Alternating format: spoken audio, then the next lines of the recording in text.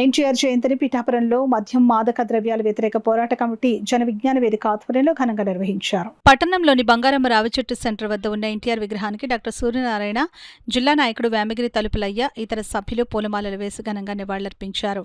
ఎన్టీఆర్కు జోహార్లు పలికారు. సందర్భంగా జిల్లా నాయకుడు వేమగిరి తలుపులయ్య మీడియాతో మాట్లాడారు. ఈ కార్యక్రమంలో వరద వీరభద్రారావు, మిరియాల చంటిబాబు, ఎరేటి నానిబాబు, గండిపల్లి వెంకట సత్యనారాయణ తదితరులు పాల్గొన్నారు.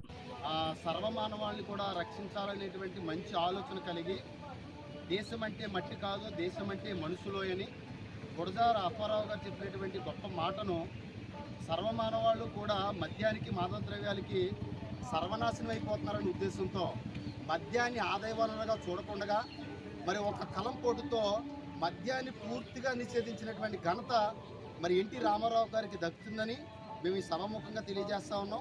ఆయన మన మధ్యలో లేకపోయినప్పటికీ ఆయన ప్రజలను పరిపాలించారే తప్ప కానీ ప్రజల చేత తాగించలేదు.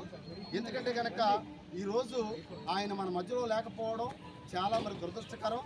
కానీ ఇప్పటికైనా ప్రజలను పరిపాలించండి కానీ ప్రజల చేత తాగించొద్దు, మద్యాన్ని ఆదాయ వనరుగా చూడొద్దని ఆయన యొక్క ఆశయాల్ని, స్ఫూర్తిని తీసుకుని ఆయన యొక్క గొప్పతనాన్ని మరి ప్రజల్లోకి చైతన్యవంతంగా మరి ప్రజా సంఘాలు అలాగే మద్యం మాదక ద్రవ్యాల వ్యతిరేక పోరాట నాయకుల తరఫున మేము మా మనవిని తెలియజేస్తూ ఉన్నాం.